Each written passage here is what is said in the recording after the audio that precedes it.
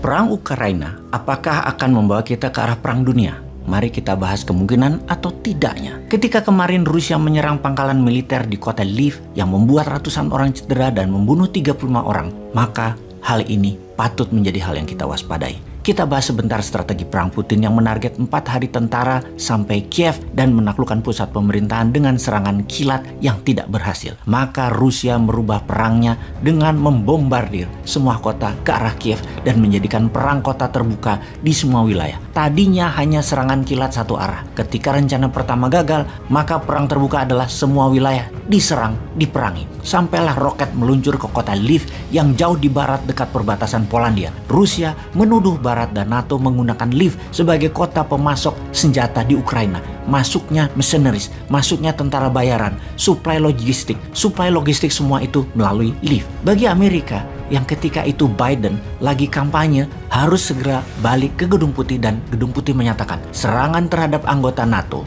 karena Polandia adalah anggota NATO, akan menjadi dijawab serius dengan perang. Polandia akan menjadi ground base persenjataan dan pasukan. Saat ini di Polandia sudah kedatangan lebih 10.000 tentara, di mana 4.000 tentara itu dideploy oleh Amerika. Terlihat intensitas kegiatan militer meningkat tajam masuk dan keluar Polandia. Dan inilah hal yang ditunggu-tunggu, akankah perang dunia ketiga itu terjadi? Kemarin Swedia juga menuduh Rusia melewati wilayah udaranya. Ditambah lagi, 143 negara di PBB menentang agresi militer Rusia ke Ukraina. Kemudian Rusia mengancam balik semua negara yang menentangnya dan akan melakukan pembalasan. Ditambah lagi, lebih dari 1 juta warga mengungsi dari Ukraina, kebanyakan ke Polandia, yang lainnya ke Jerman, Rumania, Slovakia, Belarus. Ini merupakan jumlah terbesar perpindahan migrasi manusia melebihi Perang Dunia Kedua di awalnya. Jadi, kita harus mempelajari polanya dan patternnya. Setiap hari, perang semakin membesar, semakin meluas. Setiap hari, semakin banyak negara yang terlibat. Setidaknya di awalnya adalah menerima pengungsi yang diduga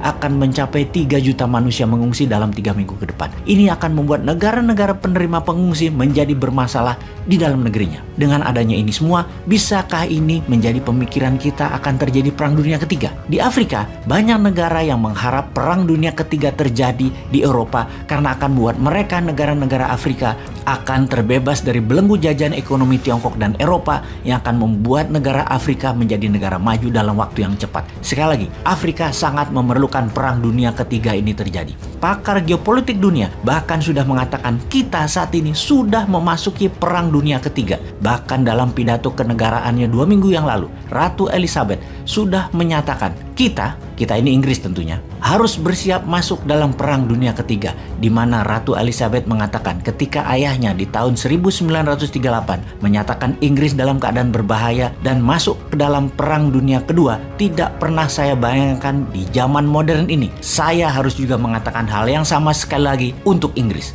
Sekali lagi, apakah ini masuk kategori perang dunia? Apa itu yang dimaksud dengan perang dunia? Dalam pernyataan sejarah, yang dimaksud dengan perang dunia adalah seluruh dunia berperang, setidaknya sebagian besar terlibat. Perang Dunia Pertama misalnya melibatkan seluruh negara Eropa, Amerika, sebagian Afrika, sebagian Amerika Latin. 70% dunia terlibat Perang Dunia Pertama. Selagi kita bicara saat ini, mungkin hanya Ukraina dan Rusia yang berperang di garis depan. Sisa dunia tidak ada yang berperang di garis depan. Sebuah fakta lagi, perang dunia semuanya bermula dari perang kecil. Kembali ke perang awal 1914, bulan Juni, ketika Archduke Franz Ferdinand dibunuh di Bosnia. Dia adalah pewaris dari kerajaan Austro-Hungarian yang dibunuh oleh nasionalis Serbia. Kemudian Austria-Hungaria menyatakan perang terhadap Serbia. Setelah itu, efek domino terjadi. Di tahun 1915 banyak negara masuk dan terus bertambah sampai 1916. Puncaknya hampir semua negara masuk Perang Dunia Pertama di tahun 1918. Amerika, Brazil misalnya, yang jauh di seberang lautan pun terlibat. Ini semua diawali dengan 2 negara perang dan 1 pembunuhan. Perang Dunia Kedua sekarang diawali Jerman menginvasi Polandia di 1 September 1939. 2 hari kemudian Inggris dan Prancis menyatakan perang terhadap Jerman. Efek domino terjadi dan seluruh dunia berperang. Setidaknya ada 50 juta manusia langsung atau tidak langsung meninggal akibat Perang Dunia Kedua. Sekali lagi, hal ini terjadi karena satu negara menginvasi negara lain di awalnya. Jadi perang dunia di awalnya tidak selalu masif, kecil, yang akhirnya menarik banyak negara terlibat. Perang Dunia Pertama diawali dari 2 negara menjadi USSR, Inggris, Prancis melawan Austria, Hongaria, Jerman, dan Italia. Perang Dunia Kedua aliansinya adalah Jerman, Italia, Jepang melawan Inggris, Prancis, USSR, Amerika. Sekarang yang kita lihat adalah dua negara berperang, Ukraina melawan Rusia. Kita melihat peta dunia dalam resolusi perang Ukraina. 141 negara menentang Rusia, 5 mendukung, 35 abstain. Inilah peta aliansi versus Axis power Rusia.